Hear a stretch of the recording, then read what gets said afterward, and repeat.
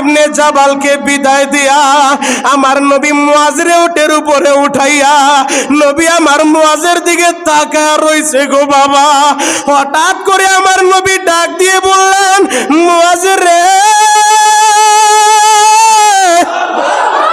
আমারে ভালোভাবে দেখা নে, মনে হয় এরপরে মদিনায় আসলে আমি নবীরে আর পাইবি না রে মুয়াজ।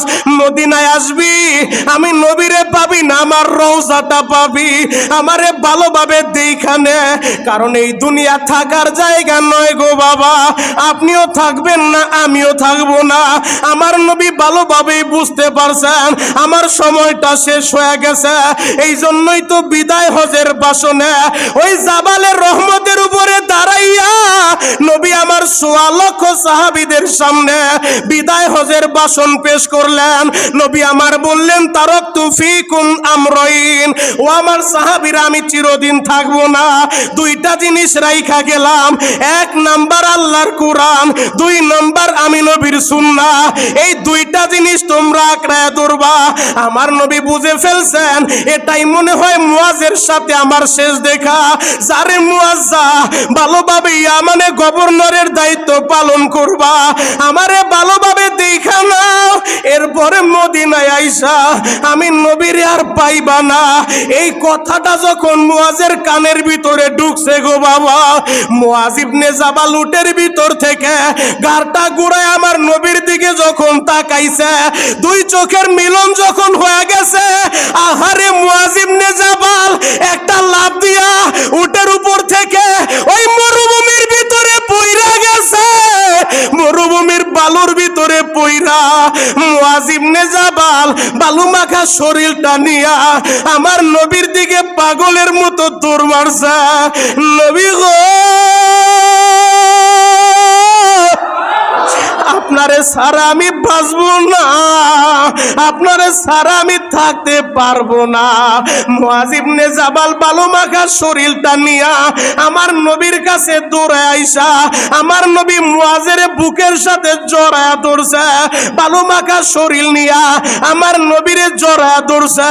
ও যুবক ভাইরা, এই নবীরা সূর্যের তাপে রাস্তার পিচ পর্যন্ত গলিয়া যায়, যেই সূর্যের তাপে আমাদের কলিজা পর্যন্ত শুকায়া যায়, যেই সূর্যের তাপে আজকে জমিন ফেটে চৌচির হয়ে গেছে, যেই সূর্যের তাপ আমরা সইতে পারি না, এই সূর্যের আলো একটা রুমের ভিতরে লাগানো হলে রুমটা যেমন আলোকিত হবে, হাফেজে কোরআনের মা বাবাকে আল্লাহ যে নূরের মুকুট পরাবে, ওই নূরের মুকুটের আলো সূর্যের চাইতেও লক্ষ কোটি গুণ বেশি হয়ে যাবে। সুবহানাল্লাহ। মুহতারাম হাজিরিন, এজন্য সন্তানকে মাদ্রাসায় দিছেন, দোয়া করেন আল্লাহ যেন সন্তানটাকে হাফেজ বানায়, আল্লাহ যেন সন্তানটাকে আলেম বানায়। আল্লাহর নবী সাল্লাল্লাহু আলাইহি ওয়াসাল্লাম হাদিসে পাক ইরশাদ করেছেন, খায়রুকুম মান তাআল্লামাল কুরআনা ওয়া আল্লামা, তোমাদের ভিতরে সর্বোত্তম তারা যারা কোরআন পড়ে এবং কোরআন পড়ায়, কোরআন শিখে এবং কোরআন শিখায়। তার মানে কোরআনের ছাত্র, কোরআনের শিক্ষক, এরা হলো দুনিয়ার ভিতরে সর্বোত্তম। নবীজির ভাষায়, নবীজির কথা অনুযায়ী কোরআন পড়ে যারা, পড়ায় যারা, এরা হলো দুনিয়ার ভিতরে উত্তম। তাহলে আপনার সন্তান কোরআন পড়ে, আপনার সন্তানটা দুনিয়ার ভিতরে উত্তম। মুহতারাম হাজিরিন, এই নবীর এক একটা হাদিসের এত দাম, এত দাম। যারা আল্লাহর নবীর হাদিসকে ফলো করে, নবীর জীবনীকে ফলো করে, নবীর হাদিসকে যারা মোহাব্বত করে, বুখারীর বর্ণনা, নবীজি বলছে, মান আহাব্বা সুন্নতি ফাকাদ আহাব্বানি, আমার সুন্নতকে ভালোবাসলো তো আমাকে ভালোবাসলো, আর যে আমাকে ভালোবাসলো কানা মাই ফিল জান্নাহ, জান্নাতে আমি নবীর সাথে সাথে পাশাপাশি সে থাকবে। সবাই বলেন সুবহানাল্লাহ। নবীর কাছাকাছি পাশাপাশি যদি জান্নাতে যায় থাকতে চান, নবীর সুন্নত মোহাব্বত করার দরকার আছে না নাই? আরো জোরে বলেন, আছে না নাই? দুনিয়ার ভিতরে একটা পাত্রী নেতার সাথে সেলফি তোলার লাইগা ব্যস্ত হয়ে যায়। কেন?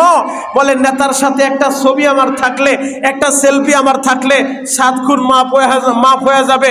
এটা যদি দুনিয়ার হালত হয়, আর আখিরি জামানার পয়গম্বর ইমামুল মুরসালিন শাফিউল মুজনাবিন দু জাহানের বাদশাহ রহমাতুল লিল আলামিন নবী বলে, আমার সুন্নতকে ভালোবাসছো তো আমাকেই ভালোবাসছো, আমাকে ভালোবাসছো, আমি নবীর সাথেই জান্নাতে থাকবো। আল্লাহু আকবার। আল্লাহর নবীর আদরের একজন সাহাবী মুয়াজ ইবনে জাবাল মুআজ ইবনে জাবালকে আল্লাহর নবী 10টা নসিহত করছে। কয়টা? 10টা নসিহত করছে। নসিহতগুলা নোট করে নিয়ে যান, কোট করে নিয়ে যান, রেকর্ড করে নিয়ে যান, যদি পারেন ঘরের ভিতরে লটকায় রাখেন। আল্লাহর নবী আদরের সাহাবী মুআজ ইবনে জাবালকে 10টা নসিহত করলেন। মুসনাদ আহমদের ভিতরে হাদিসটি এসেছে, নবীজি বললেন, ও মুআজ, 1 নাম্বার নসিহত আমি তোমাকে করতেছি, লা তুশরিক বিল্লাহ, আল্লাহর সাথে কাউকে শরীক করো না। ওয়াইন কুতিলতাও হুররিকতা, যদি তোমাকে হত্যাও করা হয়, যদি তোমাকে আগুনে পোড়ানো হয়, মুআজ খবরদার আল্লাহর সাথে কাউকে শরীক করবা না। শিরিকের গুনাহ আল্লাহ মাফ করে না। ইন্না শিরকা লাযুলমুন আযীম। ভিন্ন আয়াতে আল্লাহ বলে, ইন্নাল্লাহা লা ইয়াগফিরু আইয়ুশরাকা বিহি ওয়া ইয়াগফিরু মা দুনা যালিকা লিমান ইয়াশা। শিরিক ছাড়া অন্য যত গুনাহ আছে আল্লাহ যাকে চায় মাফ করবে, তো শিরিকের গুনাহ আল্লাহ মাফ করবে না। 1 নাম্বার নবীজির নসিহত তার আদরের সাহাবী মুআজ ইবনে জাবালকে, মুআজ রে, আল্লাহর সাথে কাউকে শরীক করবা না। 2 নাম্বার নসিহত আল্লাহর নবী তার আদরের সাহাবী মুআজ ইবনে জাবালকে করলেন, মুআজ, কখনো মা বাবার অবাধ্য হয়েও না।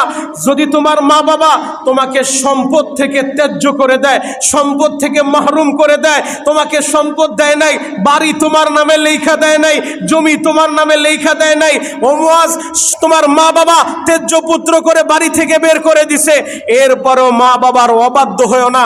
একবার আল্লাহ নবীর দরবারে হযরত আবু হুরায়রা দৌড়ে আসছে। আবু হুরায়রা ঈসা বলে, ইয়া রাসূলুল্লাহ, ইয়া হাবিবাল্লাহ, নবীজি, আমার মা বকাবাজি করে, এই অভিযোগটা নবীর কাছে করছে। আমার নবী রাগ হয়ে গেলেন। আবু হুরায়রা, তুমি কি তোমার মায়ের অভিযোগ আমার কাছে করতেছো? আবু হুরায়রা বলেন, নবীজি, আমার মা না আপনাকে বকাবাজি করে, আমি সইতে পারি না। আল্লাহ নবী বললেন, আমাকে বকাবাজি করে ভিন্ন কথা, তুমি কি তোমার মায়ের সম্পর্কে আমার কাছে অভিযোগ করতে আসছো? আবু হুরায়রা দেখে আমার নবী গরম হয়ে গেছে, তার মানে ব্যাপারটা অন্যদিকে চলে যাবে। আবু হুরায়রা বলেন, না নবী, আপনার কাছে অভিযোগ করি না।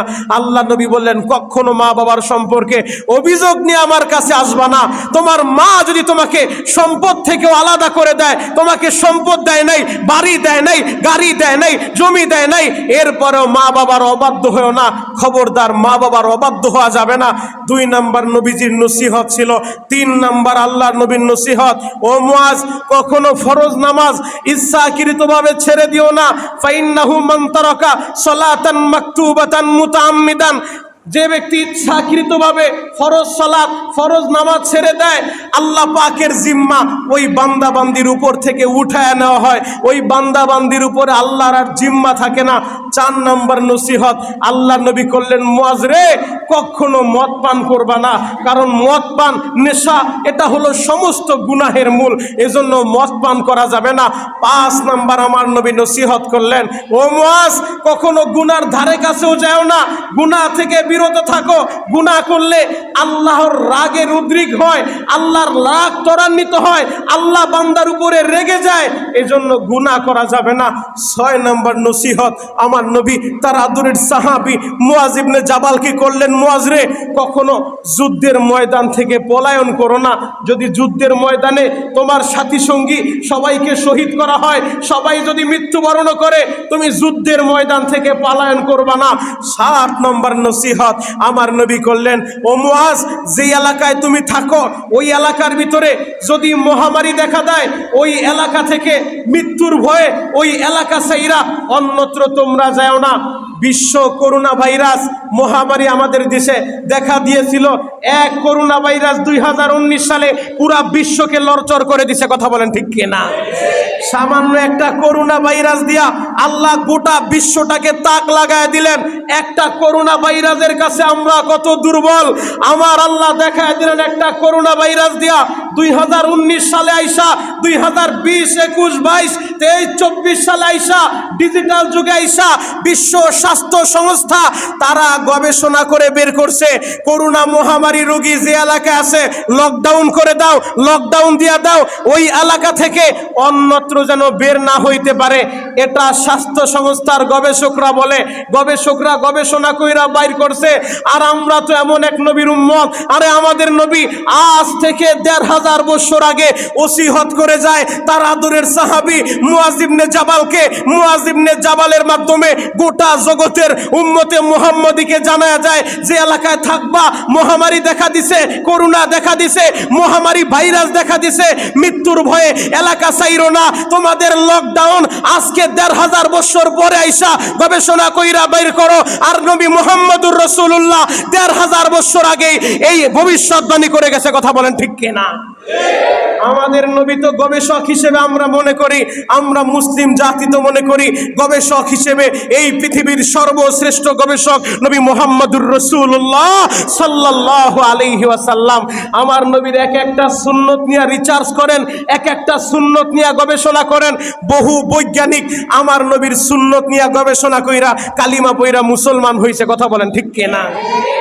অতএব মুহতারাম হাজিরিন, আমার নবীর এই সুন্নতের তালিম দেওয়া হয় জিহাদির মাদ্রাসায়, আমার নবীর সুন্নতের তালিম দেওয়া হয় আশেপাশে কওমি মাদ্রাসায়, আমার নবীর সুন্নতের তালিম দেওয়া হয় হাটহাজারি মাদ্রাসায়, আমার নবীর সুন্নতের তালিম দেওয়া হয় ডালকানগর মাদ্রাসায়, আমার নবীর সুন্নতের তালিম দেওয়া হয় যাত্রাবাড়ি মাদ্রাসায়, বাংলাদেশের প্রতিটা কওমি মাদ্রাসায় বিশ্ব নবীর সুন্নতের তালিম দেওয়া হয়। কথা বলেন ঠিক কিনা? এই মাদ্রাসাগুলোর ভিতরে সন্তান দিচ্ছেন, আপনি ঠকেন নাই, আপনি জিতছেন।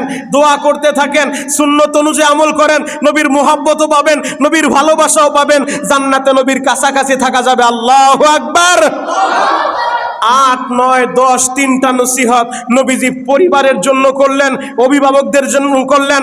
8 নাম্বার নসিহত, ও অভিভাবকের আপনারা শুনে রাখেন, আল্লাহ নবী 8 নাম্বার নসিহত তার আদরের সাহাবী মুয়াজ ইবনে জাবালকে করলেন, তোমার সামর্থ্য অনুযায়ী পরিবারের উপরে খরচ করো।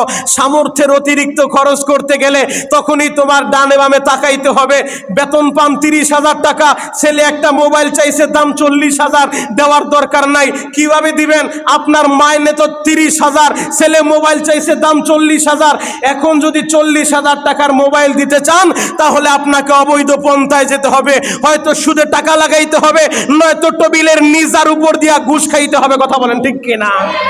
এজন্য নবীজি নসিহত করলেন তার সাহাবীকে, অভিভাবকদেরকে, উম্মতে মুহাম্মদীদেরকে, তোমাদের সামর্থ্য অনুযায়ী পরিবারের উপরে খরচ করো, সামর্থ্যের অতিরিক্ত খরচ করার দরকার নাই। 9 নম্বর নসিহত আল্লাহর নবী করলেন, তোমাদের শিষ্টাচারের লাঠি, আদবের লাঠি, শাসন, এই লাঠিটা পরিবারের উপর থেকে উঠায় আনিও না। এই লাঠি সেই লাঠি না, বিবিরে মারতে থাকেন, ছেলেরে মারতে থাকেন, সেই লাঠি না। এই লাঠিটা হলো সেই লাঠি, শিষ্টাচারের লাঠি, আদবের লাঠি। তোমার পরিবারের উপরে এমন একটা অবস্থান তুমি কায়েম করো যেন তোমার বিবি বুঝতে পারে আমার স্বামী সব বিষয়ে ছাড় দিল, নামাজের ব্যাপারে কোনো ছাড় হবে না। আমার বাবা সব বিষয়ে ছাড় দিল, সব বিষয়ে মাফ করলো, নামাজের ব্যাপারে কোনো খাতির করবে না, আমাকে নামাজ পড়তে হবে। দিনের ব্যাপারে আমার বাবা আমাকে ছাড় দিবে না। এমন একটা শিষ্টাচার, এমন একটা শিষ্টাচারের লাঠি, আদবের লাঠি, এই শাসনটা পরিবারের উপর থেকে উঠায় আনিও না। 10 নাম্বার নসিহত করলেন, ও আখিফুম ফিল্লাহ, আল্লাহর ব্যাপারে পরিবার পরিজনকে আল্লাহর ভয় দেখাইতে থাকো, পরকালের ভয় দেখাইতে থাকো। বিশ্বনবীর প্রতিটা সুন্নাহ আমাদেরকে মানতে হবে। 10টা নসিহত আল্লাহর নবী আদরের একজন সাহাবীকে করছে। এই সাহাবী আমার নবীকে কত ভালোবাসে, আমার নবী তার সাহাবীদেরকে কত ভালোবাসে, জ্বলন্ত একটা প্রমাণ আপনাদের সামনে আমি এখন তুলে ধরব। আল্লাহর নবীর আদরের সাহাবী মুয়াজ ইবনে জাবাল রাদিয়াল্লাহু তাআলা আনহু, ইয়ামানের গভর্নর নবীজি তাকে বানায়া দিয়েছে, মুয়াজকে মদিনা থেকে বাইর করে দিতেছে, বিদায় দিতেছে, কথা বলতেছে, মুয়াজ রে ইয়ামানে যাইবা, তুমি তো গভর্নরের চেয়ারে বসবা, ও মুয়াজ কিভাবে সমাজ পরিচালনা করবা, মানুষেরা তোমার কাছে আসবে, মাসআলা জানতে চাইবে, সমাধান কিভাবে দিবা? বলে আল্লাহর কোরআন তো আমার কাছে আছে, কোরআন থেকে দিব। নবী বললেন, মুয়াজ রে এমন একটা মাসআলা তোমার কাছে আসলো যে মাসআলার সমাধান কোরআনের ভিতরে নাই, তাহলে তুমি কি করবা? বলে আল্লাহর নবীর হাদিস তো আমার সামনে আছে, আল্লাহর নবীর হাদিস থেকে আমি মাসআলার সমাধান দিয়া দিব। ও যুবক, নবীজি কথা বলতেছেন, হঠাৎ করে মুয়াজ ইবনে জাবালকে উটের পিঠে নবীজি উঠায়া দিছে। মুয়াজ যাও রে মুয়াজ যাও, ভালোভাবে সমাজ পরিচালনা করবা, গভর্নরের চেয়ারে বসবা, ইনসাফ প্রতিষ্ঠা করবা, কারো উপরে জুলুম করবা না। কথা বলতে বলতে যখন আপনি গ্রাম থেকে ঢাকা আসছেন, বরিশাল থেকে রংপুর দূর দিনাজপুর কুড়িগ্রাম থেকে বাড়ি থেকে রওনা দিছেন, দেখবেন মা দুঃখিনী সন্তানের যেই গাড়ির ভিতরে উঠায় দেয়, ওই গাড়িটা যত দূর দেখা যায় মা দুঃখিনী কাপড়ের আঁচল দিয়া চোখ মুছে আর গাড়িটার দিকে তাকায় থাকে। আমার জাদু গাড়ির ভিতরে উঠছে, ঢাকা যাবে, আমার জাদু লঞ্চের ভিতরে উঠছে। ওই যে বরিশাল লঞ্চ ঘাটে মা দুঃখিনী তারা কাপড়ের আঁচল দিয়া চোখটা মুছতে থাকে। লঞ্চটা যত দূর দেখা যায় সন্তানের দিকে তাকায় থাকে। একটা মা তার ছেলেকে যতটা ভালোবাসে, মার চাইতেও বেশি আমার নবী এই উম্মতকে ভালোবাসে। দয়ার নবী মায়ার নবী মুআজ ইবনে জাবালকে বিদায় দিয়া আমার নবী মুআজের উটের উপরে উঠাইয়া নবী আমার মুআজের দিকে তাকায় রইছে গো বাবা। হঠাৎ করে আমার নবী ডাক দিয়ে বললেন, মুআজ রে, আমারে ভালোভাবে দেখানে, মনে হয় এরপরে মদিনায় আসলে আমি নবীরে আর পাইবি না রে মুআজ।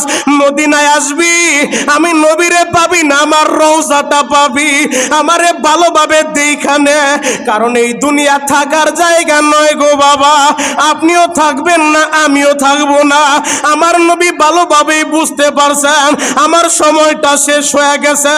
এই জন্যই তো বিদায় হজের ভাষণে ওই জাবালের রহমতের উপরে দাঁড়াইয়া নবী আমার ১৬ লক্ষ সাহাবীদের সামনে বিদায় হজের ভাষণ পেশ করলেন।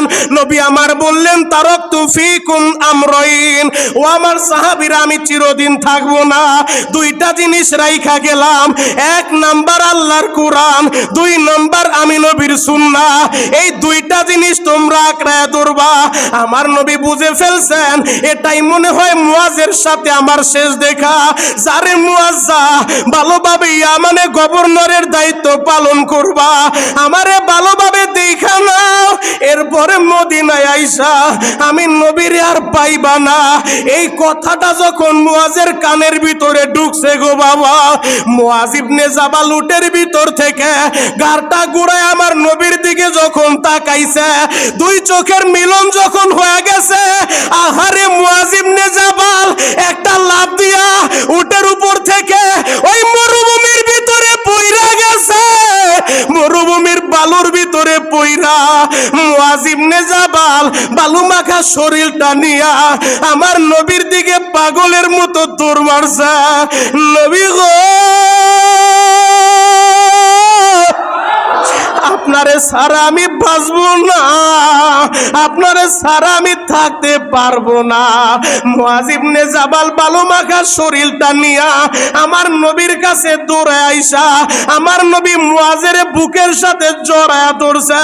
বালু মাখা শরীর নিয়া আমার নবীরে জড়ায়া ধরছে। ও যুবক ভাইরা, এই নবীর আদরের সাহাবী মুআজ ইবনে জাবালকে আমার নবী 10টা নসিহত করছে। এই 10টা নসিহত আপনাদেরকে আমি শুনায়া দিলাম। এই 10টা নসিহত যদি আমরা আমল করতে পারি, আশা করা যায় আমার ঘরের ভিতরে রহমত নাজিল হয়ে যাবে, বরকত নাজিল হয়ে যাবে। ও যুবক ভাইরা, কারণ নবীর প্রতিটা সাহাবী জীবন দিতে পারে, নবীর অপমান সইতে পারে না। কথা বলেন ঠিক কিনা? আল্লাহর নবীর আরেকজন সাহাবী, নামাজের সময় হয়ে গেছে, সারসংক্ষেপ শোনা যায়। আমর ইবনুল আস রাদিয়াল্লাহু তাআলা আনহু, নামটা সবাই শুনছেন। জেরুজালেম বিজয় করতে যাবে, আমর ইবনুল আসের নেতৃত্বে বিশাল কাফেলা রওনা হয়ে গেছে। জেরুজালেম চইলা গেছে, যুদ্ধ করবে, জেরুজালেম বিজয় করবে। জেরুজালেমের গোল চত্বরে চৌরাস্তার ভিতরে ঈসা নবীর একটা মূর্তি ছিল। ওই ঈসা নবীর মূর্তির নাকটা কে যেন রাতের অন্ধকারে কাইটা নিয়ে গেছে। এবার খ্রিস্টানদের সেনা প্রধান যে, সে ডাক দিয়ে বলে, আমর ইবনুল আসকে লক্ষ্য করে বলে, ও আমর ইবনুল আস, তুমি যুদ্ধ করতে আসছো, ভালো কথা, যুদ্ধ করে দেশ বিজয় করবা, ভালো কথা, তবে আমাদের ধর্মের নবী ঈসা নবীর নাকটা কেন কাটছো? ঈসা নবীর যে মূর্তিটা আমাদের এই জেরুজালেমের গোল চত্বরে ছিল, ওই মূর্তির নাকটা কেন কাটছো? এখন আমরা আগে নাকের প্রতিশোধ নিব, এরপরে তোমাদের সাথে যুদ্ধ হবে। বলে নাকের প্রতিশোধ প্রতিশোধ নিবা। তোমাদের নাক কে ভাঙছে? আমরা তো ঈসা নবীর মূর্তির নাক ভাঙি না, কারণ আমরা তো মুসলমান। আমাদের নবী আমাদেরকে শিক্ষা দিয়েছে, আমানতু বিল্লাহি ওয়া মালাইকাতিহি ওয়া কুতুবিহি ওয়া রুসুলিহি ওয়াল ইয়াউমিল আখির। আমরা তো শুধু আমাদের নবীর উপর ঈমান আনি নাই, পূর্ববর্তী যত নবী রাসূল পাঠাইছে তাদের উপর ঈমান আনছি। আমরা আমাদের নবীকেও সম্মান করি, ভালোবাসি, ঈসা নবীকেও ভালোবাসি। কথা বলেন ঠিক কি না? বলে আমরা তো তোমাদের নবীর মূর্তির নাকটা কাটি নাই। আমর ইবনুল আস সেনাপতি সবাইকে জিজ্ঞেস করে, তোমাদের ভিতরে কেউ কি ঈসা নবীর মূর্তির নাকটা কাটছো? বলে না, আমরা কেউ কাটি নাই। এবার ওই খ্রিস্টানদের সেনাপ্রধান বলতেছে, যুদ্ধ পরে হবে, আগামীকালকে তোমাদের নবী মুহাম্মদের নামে একটা মূর্তি বানাবো, ওই নবী মুহাম্মদের মূর্তি বানায়া তার নাকটা কাইটা দিব। নাউজুবিল্লাহ বলেন। আমর ইবনুল আস এক নজরে তাকায় আছে, আমাদের নবীর মূর্তি বানায় নাক কাটবা? আরে নাকের বদলা যদি নাক নিতে চাও তাহলে আমার নবীর মূর্তি বানায় আমার নবীকে বেইজ্জত করার কোনো দরকার নাই। আমি আমর ইবনুল আস, মুসলমানের সেনা প্রধান, আমি আমর ইবনুল আস, আগামীকাল সকালবেলা তুমি এলান করে দাও, আমি মুসলমানের সেনা প্রধান, আমার নাকটা দিয়া দিব, আমার নাক তুমি কাইটা প্রতিশোধ নাও, এরপরও নবী মুহাম্মদের মূর্তি বানাইতে দিব না। আল্লাহু আকবার। এর নাম হলো মুসলমান, এর নাম মুসলমান। জীবন দিবে, নবীর অপমান সহ্য করবে না। পরদিন হাজার হাজার মানুষ জেরুজালেমে উপস্থিত হয়ে গেছে। তাদের লক্ষ্য আর উদ্দেশ্য ছিল, যেহেতু আমরা যদি মুসলমানের সেনাপতির নাকটা কাইটা দিতে পারি, আমরা এমনিতেই বিজয় হয়ে যাব। সেনাপতির নাক কাইটা ফেলছি, এমনিতে আমরা বিজয় অর্জন করব। অতএব আগামীকাল সকালবেলা মঞ্চ করা হলো। মঞ্চের ভিতরে মুসলমানের সেনাপ্রধান আমর ইবনুল আসকে দাঁড় করায় দিছে। আমর ইবনুল আসকে দাঁড় করায় যখন দিছে, আমর ইবনুল আসের নাকের ভিতরে ছুরি চালায় দিবে, মুসলমানের সেনাপ্রধানের নাকটা কাইটা দিবে।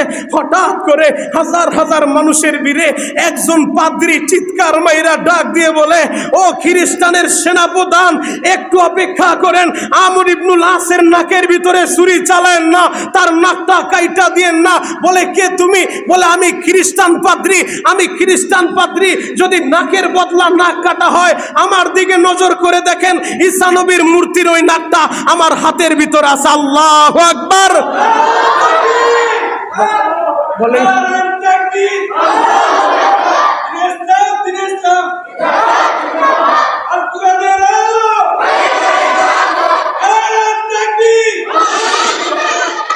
এবার ওই পাদ্রীকে লক্ষ্য করে খ্রিস্টান সেনাপ্রধান বলতেছে, তাহলে ঈসা নবীর মূর্তির ওই নাকটা তোমার হাতে কিভাবে? বলে, আমি তো খ্রিস্টানদের পাদ্রী। আরে আমি লক্ষ্য করেছিলাম, আমি চেয়েছিলাম মুসলমানের নবী মুহাম্মদকে অপমানিত করার জন্য রাতের অন্ধকারে মুসলমানেরা ঈসা নবীর মূর্তির নাকটা ভাঙে নাই, আমি নিজে ভেঙেছিলাম। আমি চেয়েছিলাম এই নাকের বদলা প্রতিশোধ নিতে চাইলে মুসলমানের নবীর একটা মূর্তি হবে, তার নাক কর্তন করা হবে, মুসলমানের নবীকে অপমান করব। কিন্তু মুসলমানের কাছে আমি হেরে গেলাম, আমি হেরে গেলাম। এরা মুসলমান, এরা তার নবীকে কতটা ভালোবাসে। এই দিক দিয়ে আমর ইবনুল আস চিৎকার মাইরা মাইরা কান্দে। খ্রিস্টান সেনাপ্রধান বলে, একটা নাক কাটা হবে, এইভাবে কান্না করতেছো। আমর ইবনুল আস বলে, ও খ্রিস্টান সেনাপ্রধান, আমি আমার নাকের জন্য কাঁদি না, কেন কান্না করো? বলে, আমি কাঁদার কারণ হলো ময়দানে মাহশারে আমার নবীর জন্য অনেকেই তার কল্লাটা দিয়া দিছে। হাসরের ময়দানে যারা দাঁড়াইবো, অনেকে আমার নবীর জন্য কল্লা দিছে, আমার নবীর জন্য অনেক সাহাবী কলিজা দিছে, আমার নবীর অনেক আশেক হাতটা দিয়া দিছে, আমার নবীর অনেক আশেক পা দুইটা নবীর জন্য দিয়া দিছে। আমি আমর তো কাঁদতেছি, হাসরের ময়দানে একটা নাক কাটা নিয়ে আমি দাঁড়াবো, আমার আমলটা কত ছোট হয়ে যাবে। কল্লাটা দিতে পারলাম না, কলিজা দিতে পারলাম না, হাত দিতে পারলাম না, পা দিতে পারলাম না, সামান্য একটা নাক দিলাম, আমার আমলটা বড় ছোট হয়ে যাবে। আমি এই জন্য কাঁদতেছি। পাদ্রী কান্দে আর বলে, তোমার নাক কাটতে হবে না, আমি দরকার হলে আমার নাকটা কাটো, যেহেতু ঈসা নবীর নাকটা আমি ভেঙেছিলাম। আর আমি খ্রিস্টান পাদ্রী, হাজার হাজার মানুষের সামনে দাঁড়ায় দিলাম, মুসলমানেরা যেহেতু নিজের জীবন দিতে পারে, নবীর অপমান বরদাস্ত করতে পারে না, আমি খ্রিস্টান পাদ্রী হাজার মানুষের সামনে এই মুহূর্তে কালিমা পড়ে মুসলমান হয়ে গেলাম। এটা হলো মুসলমানের শিক্ষা। মুসলমান তার নবীকে কত ভালোবাসে, এই নবীর মোহাব্বত, ভালোবাসা, নবীর হাদিস শিক্ষা দেওয়া হয় জামিয়া রহমানিয়া শামসুল উলুম মাদ্রাসায়। বাংলাদেশের কওমি মাদ্রাসাগুলোর ভিতরে যেই জায়গায় আমরা অনেকেই জিএনবির আখড়া বলি, জিএনবির আখড়া বইলা লাভ নাই। এদেশের ভিতরে ভূমিকম্প হয়, ভূমিধস হয়, এদেশ হেলে ধুলে পড়ে না। কেন পড়ে না? রাত 3টার সময় নাবালেগ বাচ্চাগুলা কোরআন পড়ে পড়ে এদেশের মানুষের জন্য দোয়া করে। কথা বলেন ঠিক কিনা? এজন্য আপনার একটা সন্তানকে মাদ্রাসায় দিবেন, যদি পারেন ছেলেটাকে দিছেন, ছেলে নাই, ছেলেরা বড় হয়ে গেছে, প্রতিবেশীর সন্তানটাকে বুঝায় মাদ্রাসায় দেন। যে কোনো মাদ্রাসায় দিতে পারেন। যদি আপনি বৎসরে 5টা ছেলেকে মাদ্রাসায় ভর্তি করান, 10 বছরে অন্তত 50টা ছেলেকে আপনি মাদ্রাসায় ভর্তি করাইলেন। এই 50টা ছেলের ভিতরে একজন যদি আলেম হয়, একজন যদি পরকালে নাজাত পাওয়া যায়, তার ওসিলায় আশা করা যায় আল্লাহ আমাদেরকেও মাফ করে দিতে পারে। কথা বলেন ঠিক কিনা? আল্লাহ পাক রব্বুল আলামিন আমাদের সবাইকে বুঝা এবং আমল করার তৌফিক দান